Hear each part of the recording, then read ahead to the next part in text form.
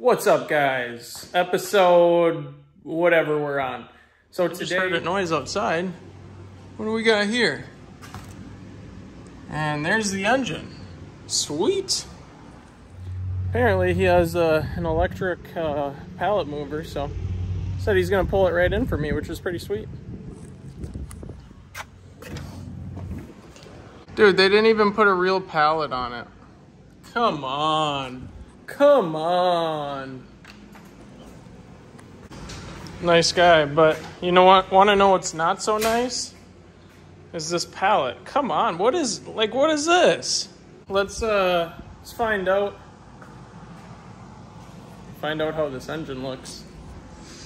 I'll tell you guys who I bought it from if it doesn't work out well. Because you guys know him in the community. I'm not going to film cutting through all this. We're just going to clip into me actually unwrapping it. I guess it takes away from the surprise if you don't see me actually pull the wrap off. So here's what we got. I bet most of you are just like, bro, this is nothing cool. It's a used VQ.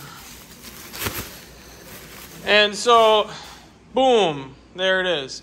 So that's why I was worried about how they shipped it, because look at this. Nice. Good job, you guys. So overall, it looks all right. It's very, very dusty, so we're going to vacuum. Yeah, we're going to vacuum this up because I don't want that stuff falling in there. The flex plate looks pretty good. Manifold even looks pretty good, but it's missing a heat shield. So now I'm really wishing I would have took the heat shields off the other engine. Well, I said, screw it, we're scrapping it. 225,000 mile setup. Nobody needs that. Well, look at that. I get paid. That's not bad. 98 bucks for a 225,000 mile blown motor and worn out trans. Not bad at all. All right, well, what we're gonna do with this, and I probably won't film all of it, but I'm gonna pull this apart, clean it up. Obviously we're going to do the gallery gaskets and all that, so we're going to open it and see how it looks. But before we even get to that point, I want to send the borescope down and actually check out how the inside of the engine looks. So it looks like it's a pretty clean engine. Not burning much oil. It looks like it, at least. And the other freebie is the rails and the injector harness, which I sincerely appreciate because the other ones were high mileage.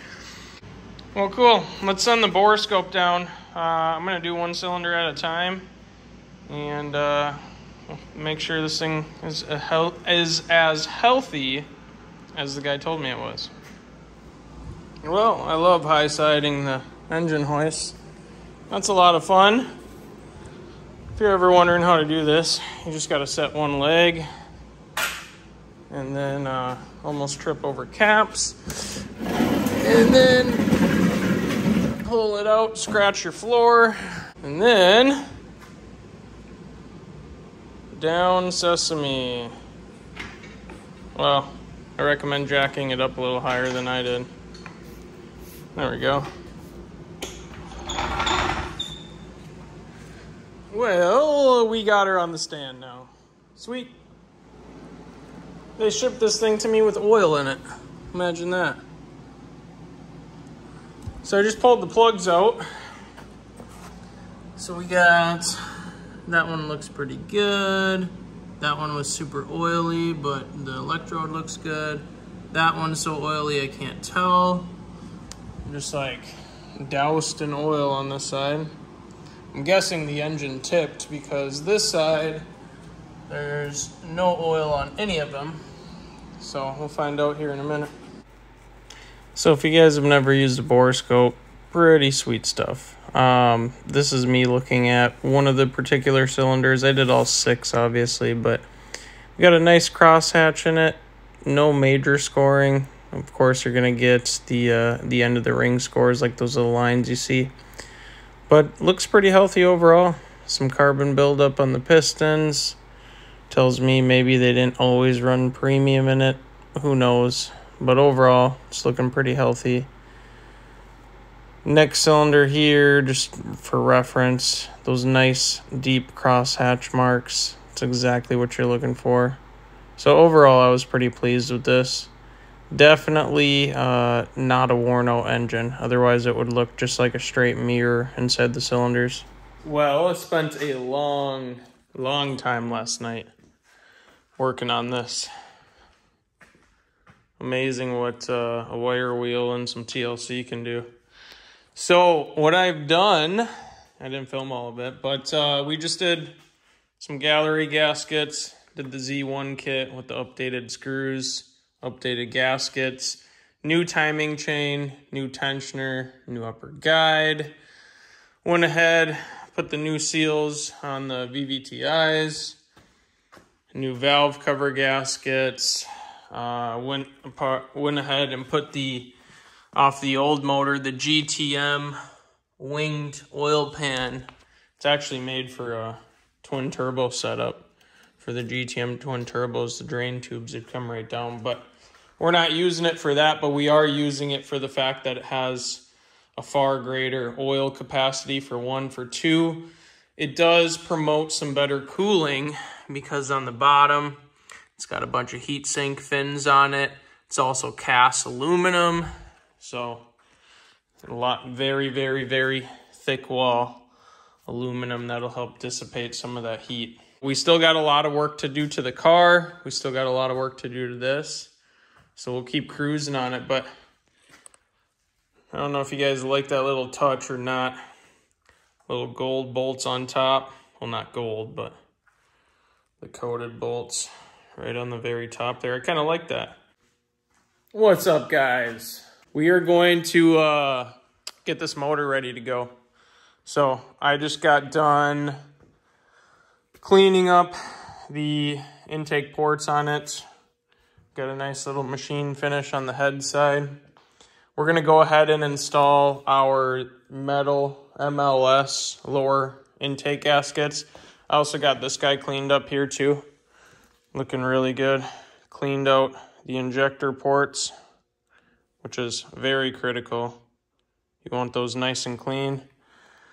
Got this thing all shined up, so it's ready to rock and roll. So we're gonna go ahead and get our gaskets on, install the lower manifold, and then I got the plug and play for the injectors coming, so we're gonna set the rails on it as well. So we got the CJM rails installed.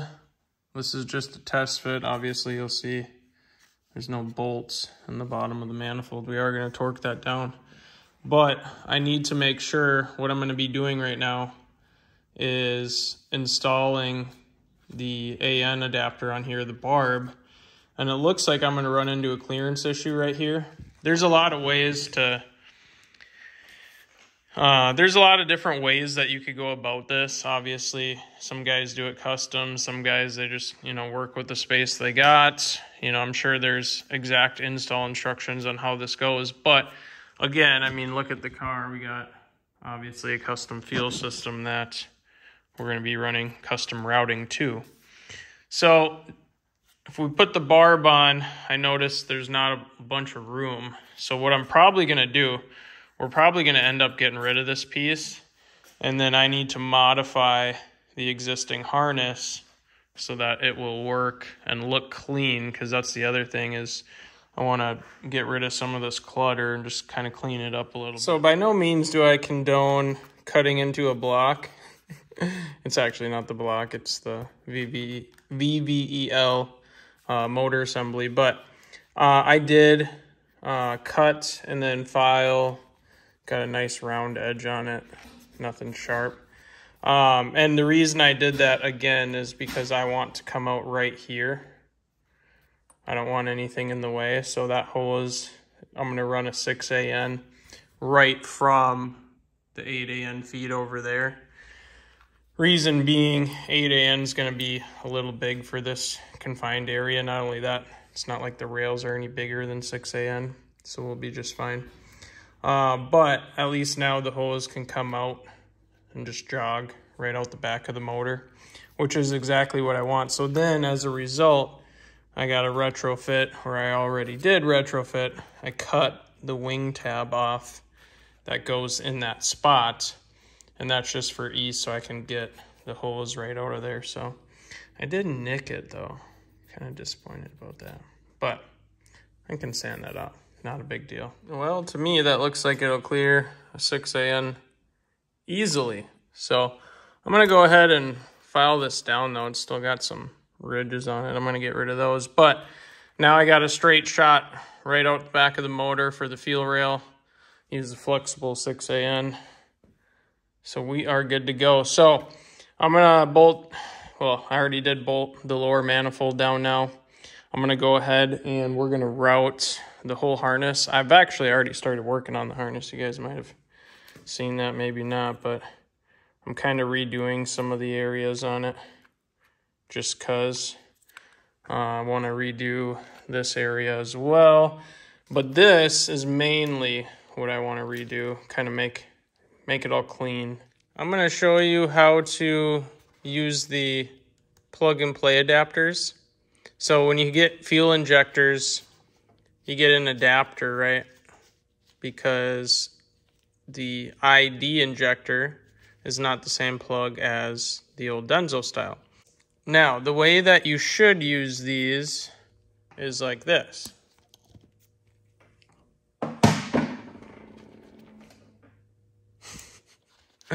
I'll tell you why in a minute. We're going to hardwire all these in. Now, did my ID injectors come with the barrel crimp connectors that you can build yourself?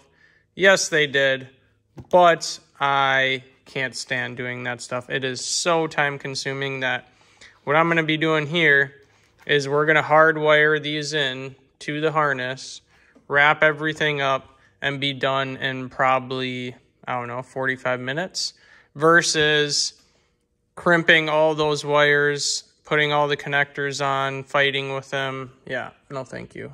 So now we got the rail in front of us. Never, ever, ever, ever, ever, ever set the injectors face down or injector down on anything unless you know it's 100% clean. And even then, I don't recommend doing it. So maybe I should practice what I preach. But I know this pig mat, super clean, nothing on it, not worried about it. So now we have all of our plug and play connectors snipped. Now all I gotta do is find the appropriate lengths that I need on the actual wire harness on this one, and then splice them all. And I'm gonna hardwire them, okay? There's no butt connectors, none of that. You don't want that on an injector harness. So we're gonna go ahead and hardwire all these. We're gonna use heat shrink, the whole. All right, we got our harness built. Now we just got to wrap it. I already started on some of these. This heat wrap tape. That's what I've been using on everything.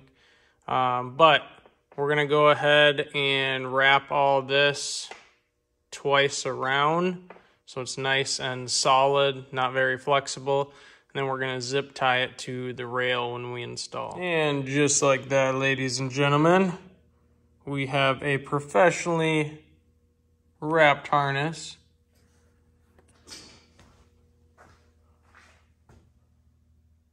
So there's really nothing better than the zip ties to do it that way. So CJM rails. So this is all heat resistant tape. It's also in a loom. So it's in a loom on this side, it's in a loom here, and it's in a loom here where it's getting clamped by the zip ties. So this is exactly how you want to do it, but I would say the motor's looking pretty good.